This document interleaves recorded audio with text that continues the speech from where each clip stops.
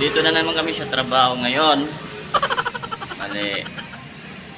Dala-dala na naman namin yung stress maghapon. May papakilala pala ako sa inyo, isang gwardiya. Hindi pa napapalitan na ng oras. Tatanungin natin kung ano talaga yung, kung ano yung pakiramdam niya. Samahan niyo ako guys. Papasok tayo.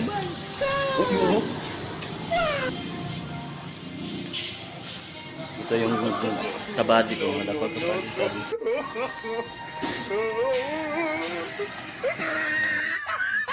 Ano masasabi mo pag walang kapalitan? Wala nga akong masabi. Wala daw siya masabi pag walang kapalitan.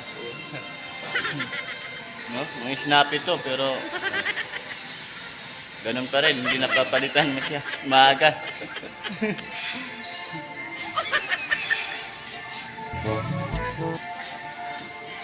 Paano yan? Wala kang kapalitan?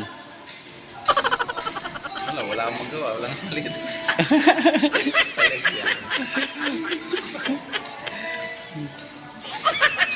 Ayun guys.